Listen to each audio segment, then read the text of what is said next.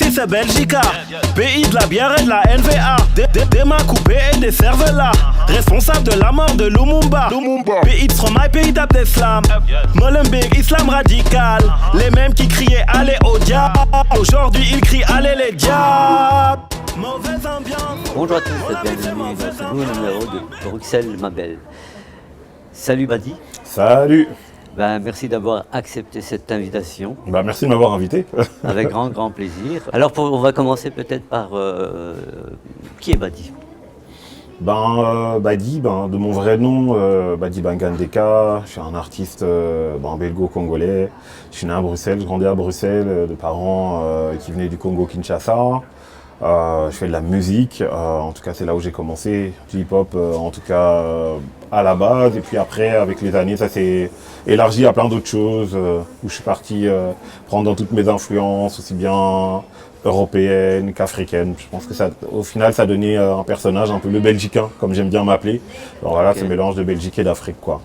Alors peut-être avant de parler de ton parcours artistique, quel est ton cursus? Moi mon cursus... j'étais à l'école comme tout le monde, mais je suis pas resté très longtemps, j'avoue. Je pense que j'ai arrêté en 6e secondaire. J'étais déjà très porté sur tout ce qui était artistique à l'époque. Je faisais partie d'un groupe quand on était gamin qui s'appelait Chant des Loups, et on allait tous dans les mêmes écoles à la base. Et c'est là où on va dire que j'ai commencé à m'intéresser non seulement au hip-hop, mais aussi un peu à la culture à travers le hip-hop, parce qu'il y avait des trucs qui sortaient à l'époque comme par exemple Spike Lee, les films de Spike Lee, genre Malcolm X, tout ça. Et du coup, ça m'a intéressé un petit peu plus sur d'autres choses qu'on nous apprenait peut-être pas à l'école. Et donc, j'étais très autodidacte en fait. Je suis quelqu'un, d'ailleurs même jusqu'à maintenant, j'ai toujours lu beaucoup de bouquins, mais j'ai jamais aimé trop l'école. Donc j'ai quitté l'école assez rapidement. Est-ce que tu te souviens de comment tu as découvert par exemple Spike Lee et même la littérature, c'est à travers qui? La littérature, j'ai commencé avec mon père parce que mon père me disait j'ai pas grand chose à vous offrir, mais on avait plein de livres à la maison. Et donc du coup, il nous faisait lire plein de trucs quoi. Mon père, il me donnait 20 francs, j'allais acheter le soir et je devais lire des articles du soir et lui faire une dissertation derrière. Okay. En fait. C'est pas juste lire l'article, c'est vraiment l'école à la maison. Ouais, l'école à la maison.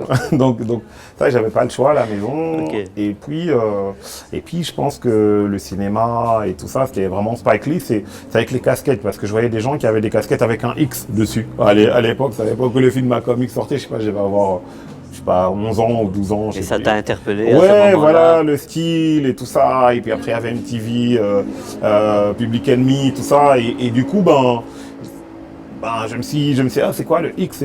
Moi, je comprenais pas trop ce que c'était. Et puis je pense que j'ai dû tomber sur une cassette vidéo et qu'on m'a refilé de Spike Lee. Et puis j'avais vu aussi Do the Right Thing aussi. Okay, j'avais vu, ça c'est le premier que j'ai vu de Spike Lee. J'avais vu Do the Right Thing et ça m'avait bien marqué. Et puis après, avec les casquettes et les Malcolm X et tout ça, j'ai pas fait le lien directement entre les deux films. Et puis à partir de là, c'était parti, ça m'intéressait quoi. Et le rap, comment c'est venu? Le rap, Benny B, j'ai envie de te dire. Hein. Moi, on est la génération Benny B, donc BE2NYB, mon nom à moi c'est Benny B, tout ça. Et ça c'était vraiment le truc. Et je me rappelle, il y a ma grande sœur, parce que j'ai une grande sœur, qui m'a ramené la cassette de leur premier album et tout ça. C'est vraiment, on est début des années 90. Ouais, mais j'étais un gamin, j'avais 10 ans, quelque chose comme ça. Et donc elle m'a ramené la cassette de Benny B. Et je connaissais la cassette par cœur. Donc à partir de là, je crois qu'il doit y avoir des cassettes vidéo où je dois rapper ça doit être mes premiers raps, les trucs de Benny B. Et puis après le rap américain quoi. Donc MC Hammer, Vanilla Ice, et puis Tupac, et puis tout ce qui était rap new-yorkais. Et voilà, et donc quand j'ai eu, je pense qu'on a fait notre premier groupe, je devais avoir 14 ans quoi. J'écrivais déjà 13-14 ans, je pense, à partir de là. Et tu te souviens du déclic? J'ai envie de faire ça. Je crois que c'est... je vais avoir 13-14 ans. Et en fait, on avait une salle là, de quartier vers Woluwe, à Andromède. Il y a un quartier qui s'appelle Andromède. Et il y avait une salle la salle du quartier, quoi. Donc on allait jouer au ping-pong, tout ça. Ouais. Et en fait, il y avait des grands qui faisaient des freestyles en fait. Ils faisaient des freestyles, donc voilà, chacun lâchait Les grands son- frères. Ouais, les grands frères. Et du coup, ils dansaient. Je me rappelle, ça dansait plus. C'était freestyle danse. Ouais, Voilà. breakdance. Breakdance, beaucoup. Mais moi, c'était plus les freestyles qui m'intéressaient. Et en fait, j'avais un ami avec qui on était à l'école. Et lui, j'ai vu qu'il commençait aussi à faire des freestyles, mais c'était bien ce qu'il faisait. Moi, j'écrivais aussi, mais je déclarais pas, quoi. Et puis un jour, comme ça, quand même, on est sorti de là, puis j'ai lâché un truc. Et du coup, on dit, ah, c'est pas mal et tout ça. Et puis j'avais un autre cousin qui lui habitait à Molenbeek. Et il a son petit frère et un Noël ou un Nouvel An qu'on passe chez ma tante. Il me fait écouter, il met une cassette et il me fait écouter les freestyles de mon cousin, quoi. Excellent. Et il me dit, mais toi aussi, je sais pas, parce que lui, il avait déjà écouté ce que je faisais, mais c'est le petit frère. Donc il me dit, ouais, mais non, mais toi aussi, je sais que tu rappes et tout. Mais faut que vous vous connectiez et tout ça. Excellent. Et à partir de là, j'ai dit, bah, tu sais quoi, vas-y, on va essayer un truc. Et donc j'ai appelé mon pote qui faisait des freestyles, un autre. Et de là, on est parti, et c'est parti. C'est comme ça qu'on a commencé le groupe qui s'appelait LPC à l'époque, les présumés coupables. C'était vraiment ce truc de connaître des gens. C'est vraiment les freestyles comme ça. On voyait un petit peu qui était bon. Puis à un moment, on s'est tous mis ensemble, et voilà, ça donne le groupe, quoi. Le groupe qui s'appelait encore Les présumés coupables, Les LPC. LPC. Ouais. Alors, un parcours artistique assez riche. Ouais. Quelles sont les thématiques que tu abordes dans tes chansons? Je pense que j'aborde beaucoup mon rapport à l'Afrique, mais à travers mes yeux de bruxellois, j'ai envie de dire. Ou l'inverse, voilà. Ou mon rapport à Bruxelles à travers mes yeux d'Africain, je pense. Ça, c'est vraiment la base, je crois, de ce que j'écris, parce que je me rends compte avec le temps, maintenant, avec un peu de recul, que j'ai toujours été les deux en fait. Ça n'a jamais été l'un sans l'autre. Ça a toujours été Bruxelles, ouais, je pourrais dire la Belgique, mais je crois vraiment Bruxelles. Et l'Afrique, ou l'Afrique et Bruxelles. Ou ramener en Afrique Bruxelles. Voilà, ça a toujours été dans ça. Ça a été une base importante pour moi, même à travers le rap, où j'aimais déjà bien les trucs à la... on a parlé un peu de Public Enemy, même sans écouter, j'aimais bien ce que ça représentait, ou des groupes comme des groupes qu'on parle un petit peu moins dans le rap français, mais peut-être plus même Ministère Amer, à travers Stomy, à travers Passy, qui avait déjà eu un truc très ancré. On est des Lascars, mais on sait d'où on vient, on sait qu'on vient d'Afrique, et que ça, c'était vraiment le truc qui était important pour moi, qui me parlait le plus. Et à travers aussi toute la culture que j'avais reçue de mes parents, et c'était important pour moi de pouvoir mettre ça au centre. Et donc dès que j'ai commencé à écrire, je pense que dans les premiers textes qu'on a écrits, même avec les autres et tout ça, ça revenait souvent. Au début sans s'en rendre compte. Et je pense qu'il y a quelques années encore, on nous disait ouais, mais vous êtes pro-black. Je me rappelle, c'était un petit peu ça qu'on a commencé. Et puis je disais en fait non, en fait en vérité on est juste nous-mêmes en fait. Il n'y a pas de pro ou de pour. On parle français dans nos textes, on parle lingala, et on parle arabe. C'est Bruxelles quoi. C'est comme ça.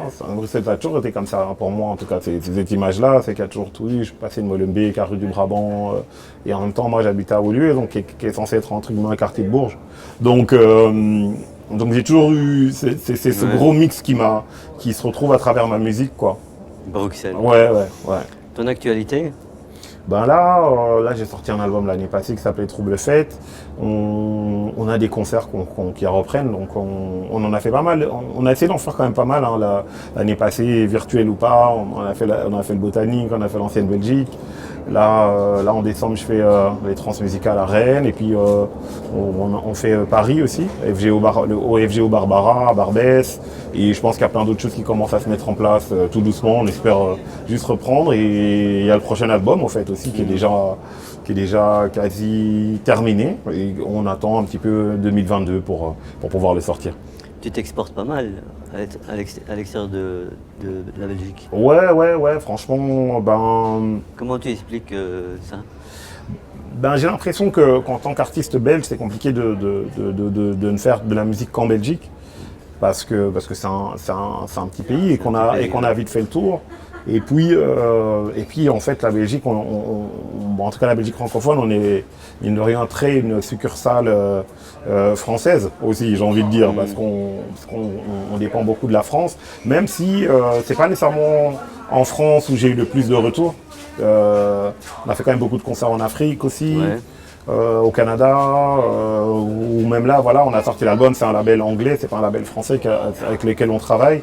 Donc c'est vrai qu'en tant qu'artiste belge, c'est important, je pense, de pouvoir se donner une autre impulsion, quoi. Bruxelles, est-ce que c'est une ville qui t'inspire? Oui, moi c'est là, ouais, clairement, ouais, ça m'inspire. J'aime beaucoup cette ville parce que c'est une ville faite de diversité en fait. Partout, j'avais vu dernièrement que c'est la ville où il y avait plus de nationalités, la deuxième ville, je crois, où il y a le plus de La nationalités deuxième au monde. au monde Et la première en Europe. Ouais, clairement. Et Bruxelles, tu peux passer d'un coin à l'autre, voilà, comme je disais tout à l'heure. Passer à Matongué, à Rue du Brabant, en passant par Scarbeck, où on va parler turc, en allant dans tel coin où ça parle polonais ou albanais. Donc il y a vraiment énormément de diversité dans la ville et suffisamment de folie que pour pouvoir écrire et réécrire plein de choses là-dessus, quoi. Donc vraiment, Bruxelles, ça reste vraiment mon point d'ancrage. Ouais. Une dernière question. Bruxelles, dans 10 ans, comment tu l'imagines? J'imagine mal. J'ai l'impression, moi je prends pas mal le métro. C'est bien les masques, ça aide à avoir des chemins calmes et tout. Et je suis un peu triste ces derniers temps. Je vois beaucoup de fragilité mentale chez les gens de Bruxelles. C'est-à-dire, quand tu parles de fragilité mentale. Il y a beaucoup de j'aime pas dire ce mot-là, mais il y a beaucoup de folie, quoi. Il y a beaucoup de folie, il y a beaucoup de gens qui se parlent tout seuls, il y a beaucoup de précarité, il y a beaucoup de choses comme ça. Et ça me rappelle quand je partais à New York, genre il y a 15 ou 20 ans, où les gens se parlaient tout seuls, où il n'y avait pas un moment où on ne venait pas te demander de l'argent et ça, mais c'était à 15 ou 20 ans, et ça ressemble de plus en plus à ça.